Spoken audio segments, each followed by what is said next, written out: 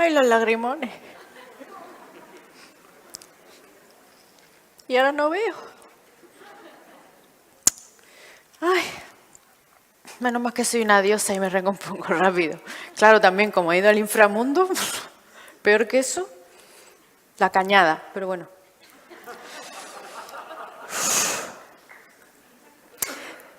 Ella es periodista en Canal Sur, en Granada. Lleva años ligada al mundo de la divulgación. Durante 10 temporadas, que se dice pronto, realizó con Emilio García del Instituto de Astrofísica de Andalucía, el CSIC, el programa de ciencia de Canal Sur Radio, El Radioscopio, hiperpremiado. Os recomiendo que escuchéis los podcasts si no lo habéis hecho todavía.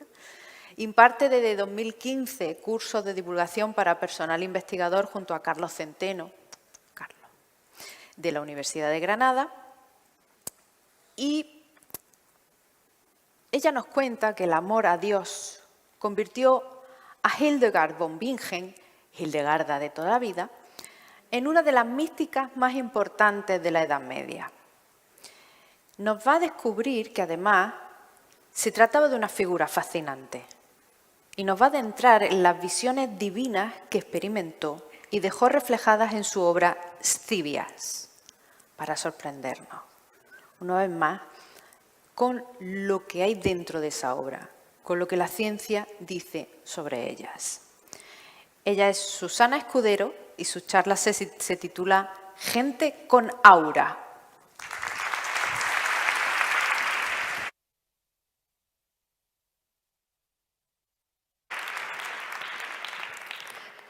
Vi una gran estrella de lo más espléndida y hermosa, y con ella una multitud de estrellas que caían todas ellas hacia el sur. Y de pronto todas quedaban aniquiladas y se convertían en negros carbones y se sumergían en los abismos y ya no podía volver a verlas. Esto que habéis escuchado y eso que estáis viendo es la descripción y también la iluminación que de una de sus visiones divinas nos dejó Hildegard von Bingen. Como os ha dicho Natalia, fue una mística alemana del siglo XII fascinante. Para ella, eso que había visto ahí era la mismísima caída de los ángeles. Y no fue la única visión divina que tuvo. Su amor a Dios le llevó a experimentar una de las experiencias religiosas y amorosas superlativas, el misticismo. Y, como os digo, fue fascinante, pero no solo por esto. Si queremos hacer un retrato robot de Hildegard y acudimos, por ejemplo, a la Wikipedia, nos dice que Hildegard fue santa. Cuenta la crónica geográfica de ella que en el momento de su muerte se formaron 2 arcos luminosos y brillantes en el cielo que formaron una cruz. También fue compositora. Se le atribuyen hasta 78 composiciones musicales, incluidas dentro de la tradición benedictina, gregoriana, pero dicen los musicólogos que ella trascendía lo que era la convención del momento, dándole un estilo diferente y novedoso. También fue escritora. Eso que estáis viendo es el Wiesbaden, o también, como se dice en alemán, el Riesenkodex, que según se entiende de mi perfecto alemán, significa el código gigante. Eso ya nos da una idea. Nos dejó multitud de escritos de todo tipo, cartas, escritos literarios, también escritos científicos, porque fue científica. Hizo hasta su propia cosmología, un modelo diferente y novedoso del universo que no era como el modelo cosmológico del siglo XII. También fue naturalista, tenía amplísimos conocimientos botánicos. También fue médica, escribió libros de medicina y tratados de curas a través de las plantas, que estuvieron además vigentes durante muchos siglos. Si esto de que curara con plantas no os impresiona demasiado, os voy a decir que esto seguro que sí os va a molar, que la cerveza tal como la conocéis se la debéis a ella, porque fue la que introdujo el lúpulo en la receta. También...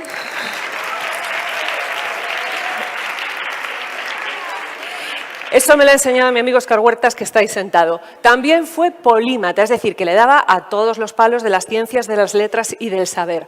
Abadesa, una visión divina, le dijo que tenía que crear una nueva orden y es cita textual, un lugar donde no había agua y donde nada era placentero, en un monasterio en la colina de San Ruperto, cerca de la abadía de Bingen. No fue nada fácil, se tuvo que enfrentar hasta la propia iglesia, pero consiguió crear esa nueva orden de la que ella fue abadesa. Y mística alemana de nuevo por aquello de sus visiones divinas. Pero fijaos, hasta creó el primer lenguaje artificial de la historia siglos antes del esperanto. Su lengua ignota tenía hasta un abecedario propio con 23 letras totalmente nuevas y desconocidas hasta el momento. Como veis, todo esto es mucho y podríamos seguir hablando muchísimo más sobre Hildegard, pero a mí me gustaría remarcar que lo es todavía más en plena Edad Media. Por eso, cada vez más se está recuperando su figura como una de las primeras mujeres científicas de la historia. Y no solo eso, se está recuperando también la defensa que realizó de la importancia del papel de la mujer en la sociedad. Insisto, en plena Edad Media. Es fascinante por todas las aportaciones que hizo, literarias, religiosas, científicas, sociales, pero yo hoy me quiero quedar en sus visiones divinas, en su amor a Dios, eso que le convirtió en una de las grandes místicas de la historia. Veréis. Desde muy niña, Hildegard tuvo una salud muy delicada y desde muy niña tuvo estas visiones que, como ella misma nos dejó escrito, tenía, y es cita textual de nuevo, no dormida sino despierta, y no con los ojos de la carne ni los oídos carnales, sino con los del espíritu. Las visiones las dejó sobre todo narradas en su obra titulada Esquivias, en donde relata 26 visiones divinas que tuvo durante una recaída de su enfermedad con 42 años. Para ella eran visiones divinas, pero no lo eran solo para ella. Aquí quien da el sello de calidad es la Iglesia y también las admitió como tales. Pues bien, siglos después, 8 en concreto, la ciencia también apunta a que las visiones divinas de Hildegard se debía a su aura, pero no a su aura de santidad, sino a su aura de migraña. Lo que se denomina como aura de migraña es un conjunto de síntomas específicos, una serie de alucinaciones sensoriales que afectan sobre todo la vista, pero que pueden afectar a todos los sentidos, el olfato, el tacto, el gusto, el oído, y que se producen en algunos migrañosos antes de que venga la crisis del dolor. Es como una especie de anunciación, pero no religiosa, sino dolorosa. Las migrañas con aura se denominan también migrañas clásicas y suponen un 20% de los casos. Imagino que os estéis preguntando cómo son estas alucinaciones visuales, ¿no? Pues lo vamos a ver. Y vamos a ver también cómo muchas de ellas coinciden con lo que Hildegard dejó en su Esquivias. Esto no lo digo yo, que no soy nadie. El primero que lo dijo fue Charles Singer, un científico e historiador de principios del siglo XX, que en 2 papers que se han convertido en clásicos habló de esto. Después, en los años 70 del siglo pasado, Oliver Sacks, en su libro Migraña, lo recuperó y popularizó.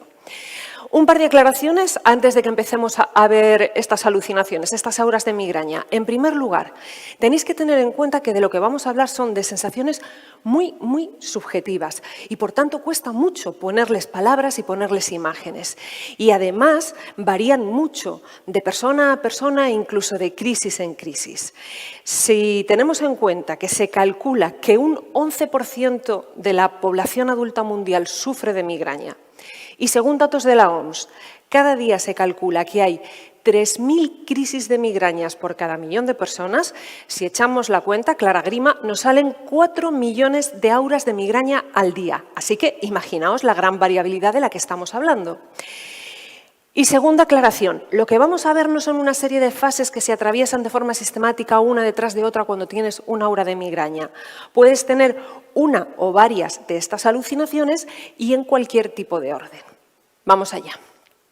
¿Os acordáis de lo que veíamos al principio, de la caída de los ángeles? Bien, esto se corresponde con uno de los tipos de aura de migraña más comunes y más sencillos. Se llaman fosfenos y en Hildegard los hay a montones. Los fosfenos son como una lluvia de estrellas, de chispas, de resplandores, incluso de formas geométricas. Muchos migrañosos coinciden en describirlas como estrellas o como ojos de luz. Y fijaos que ambas están en Hildegard, las estrellas aquí y en el rombo amarillo estamos viendo esos ojos de luz. Más ojos de luz. Los fosfenos aparecen en el campo visual de color blanco o también de otros colores y se mueven a centenares, como si burbujearan, como si hirvieran. O como dejó Ezequiel en el libro del Antiguo Testamento, en una de las primeras descripciones que se creen que es de aura de migraña, como si fermentaran. ¿Sabéis quién más era migrañoso y para muchos autores dejó plasmados esos fosfenos en una de las obras de arte más populares e importantes de la historia? Van Gogh. También puede ocurrir que uno de esos fosfenos se especialice, se haga más grande, se desarrolle más. Esto, de nuevo, lo tenemos muy presente en muchas ocasiones en Hildegard. Son esos círculos concéntricos que estudia especialmente Singer y que dice además que aparecen en algunos de los capítulos más bonitos de Esquivias, los dedicados a la creación del mundo y la caída del hombre. Ahí estáis viendo los fosfenos que aparecen bajo ese fondo negro y arriba el que está más desarrollado. Para ella, ahí de nuevo tenéis los fosfenos pequeños sobre fondo azul y el más desarrollado. Esos círculos concéntricos son o un fosfeno más desarrollado o, como creía Hildegard, la representación del Todopoderoso. Aquí tenéis de nuevo ese fosfeno, porque también puede ocurrir que se vea un único fosfeno y no esa danza de estrellas y que de nuevo esté más elaborado y más desarrollado. Aquí Hildegard lo que creía que estaba viendo era el hombre ungido por la divinidad y abrazando el macrocosmos y el microcosmos.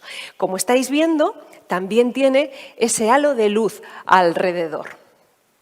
Esto se repite en muchas ocasiones.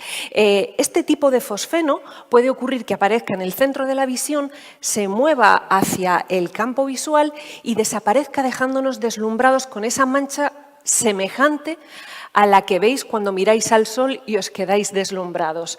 No sé a vosotros, pero a mí, en cierta forma, esto me lo recuerda. Ella decía que esto que estáis viendo aquí era su descripción de la Trinidad y lo describía, y fijaos de nuevo cómo hacemos alusión a ese espectro de luces. Una luz más brillante y en su interior, aquí lo veo mejor, una forma humana del color del zafiro que resplandecía con un brillo amable pero centellante. Bien. Vamos a continuar. Ahora que ya sabemos lo que son los fosfenos, vamos a recordar lo que escuchábamos al principio y decidid si parece o no una aura de migraña. Vi una gran estrella de lo más espléndida y hermosa y con ella una inmensa multitud de estrellas que caían todas ellas hacia el sur y de pronto todas quedaban aniquiladas y se convertían en negros carbones y se sumergían en los abismos y ya no podía volver a verlas. Hay más formas de aura de migraña. Algunas personas dicen que lo que sienten es como si lo que están viendo se rizara, vibrara. Aquí lo tenéis de nuevo. Esta es la forma en la que esta persona que tiene migraña siente cómo es el paisaje que estáis viendo arriba cuando ella está experimentando una aura de migraña. Lo vería de esta forma. Es como si se tuviera una especie de delirio visual en donde todo fueran rejas, mosaicos, como si la realidad se descompusiera en formas geométricas y además con cierto movimiento en muchas ocasiones. Muchos migrañosos hablan, como os digo, de mosaicos, de panales, de alfombras turcas. Esa descomposición en formas geométricas alcanzadas además por el movimiento. Un movimiento que puede incluso ser total, como una especie de efecto moiré. Eso que sentís cuando alguien lleva en la televisión una camisa de rayas muy finitas o unos cuadros muy finitos que hace que se mueva. Pues esto también ocurre. Estos efectos moirés, rizados, descomposiciones en mosaicos, son de colores muy diferentes, brillantes y tendentes a rapidísimas transformaciones caleidoscópicas. Vamos con más cosas. También puede ocurrir que en una aura de migraña tengamos una pérdida de la visión parcial, que puede ser desde la visión en túnel, como cuando nos vamos a marear, hasta sencillamente no ver en algún trocito de nuestro campo visual. Eso se denomina escotoma, y el escotoma puede ser, como este que estáis viendo en la imagen, un escotoma centellante, es decir, no solamente no veo, sino que además me aparecen como luminosidades y siempre con el titilar característico del espectro luminoso de la migraña. O también puede ocurrir que ese escotoma sea lo que se denomina escotoma negativo. Fijaos, esto es lo que dejó dibujado Lewis Carroll para una portada de una revista. No es que se le olvidara parte de la cabecita, como estáis viendo en la esquina, de la mano y demás.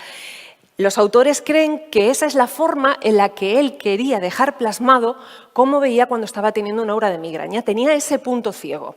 Por cierto, que hay muchas cosas de Lewis Carroll, que era migrañoso, hablando de experiencias que se sienten durante la migraña, tanto en Alicia en el País de las Maravillas como en Alicia a través del espejo. Estos escotomas también podemos encontrar uno muy característico que recibe el nombre que os voy a decir a continuación, que me parece increíble. Recibe ese nombre de la forma que tiene el borde, de la forma que tiene ese punto ciego. Se llaman espectros de fortificación. Y ese nombre viene dado porque el borde recuerda a las almenas de las antiguas murallas. Pues bien, en Hildegard, de nuevo, aparecen muchísimo. Singer, de nuevo, se fija especialmente en dos. Este, que es Sedens Ludicus, el juez. Estáis viendo esa forma de la muralla tan marcada con una forma humana, y aquí de nuevo se repite de forma similar. En ambas, Hildegard dice que ve una cara terrible, y en esta que estamos viendo ahora mismo dice una cara terrible con el color rojo del fuego y el brillo de las llamas, acompañada por unas alas blancas como nubes deslumbrantes que a veces están quietas y a veces se mueven terriblemente. Fijaos cómo constantemente está haciendo referencia a todo ese espectro de luces deslumbrantes que son tan características de la migraña. ¿Qué era lo que creía Hildegard que estaba viendo? Creía que estaba viendo las murallas de la ciudad de Dios. Y hay un montón de ellas, como os estoy diciendo. Singer y Sachs están de acuerdo además que este tipo de aura de migraña es diferente a la de los fosfenos que veíamos al principio. Hay más gente que ha dejado plasmadas este tipo de auras de migraña, de escotoma, de espectro de fortificación. El que estáis viendo es Giorgio de Chirico, un autor italiano que inventó la pintura metafísica, que es un antecedente del surrealismo. Lo que estáis viendo, ese caballero, es su escotoma, no podemos ver a través de él. Lo pinta además muy negro para darle todavía mucho más dramatismo. Y estamos viendo cómo todo el borde, la silueta del caballero, tiene ese zigzag tan característico de este tipo de aura de migraña. Pero fijaos que no solamente está marcadísimo en el caballero, sino que además también elige como paisaje ese castillo con esas almenas para todavía reforzar más esa sensación.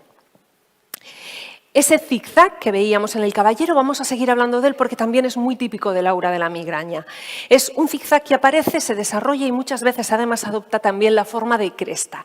Fijaos que de nuevo en Hildegard estamos viendo el zigzag muy marcado y arriba estamos viendo la cresta. Eso es muy típico también. Aquí lo vemos cómo ese zigzag envuelve el escotoma, que es la parte negra, que es muy habitual que adopte forma de aluvia. Esto está generado en un patrón de ruido aleatorio por ordenador. Y lo que vais a ver a continuación es la primera ilustración científica y poco conocida de una aura de migraña. Nos la dejó un astrónomo real británico que era migrañoso. Además de dejarnos la ilustración, también nos dejó un descrito muy detallado de qué era lo que él sentía. Él lo denominaba como una especie de arcos normandos. ¿Os acordáis de Historia del Arte? Los pone todos juntos, pero no es que los viera todos a la vez, sino que él lo que quería demostrar era cómo evolucionaba, desde el pequeño punto que vemos en A, hasta que el zigzag se va desarrollando, se va moviendo además hacia la parte de afuera del campo visual. Dejó hasta tiempos de cuánto duraba de un lado a otro y decía que aproximadamente todo el proceso venía a durar entre 20 a 30 minutos. Y esta que estáis viendo, que también me parece preciosa, es también otra ilustración científica e histórica de aura de migraña. ¿Estáis viendo el apellido? Es el mismo del anterior, porque es su hijo. Y esto también es muy común, que la migraña se herede de hijos a padres. El segundo Eyri era médico y de nuevo estamos viendo, fijaos, la cresta. Estamos viendo de nuevo ese zigzag y el movimiento, desde que aparece como un pequeño punto ciego en la visión hasta que empieza a desplazarse desarrollando el zigzag y también la cresta. Este Eyri no nos dejó tiempos, pero lo denominó teicopsia transitoria. Es muy común que los enfermos utilicen la página en blanco para mostrar esto. El que estáis viendo arriba era también médico y decía, inocente él, que la migraña les pasaba solo a los que eran muy listos porque habían leído mucho.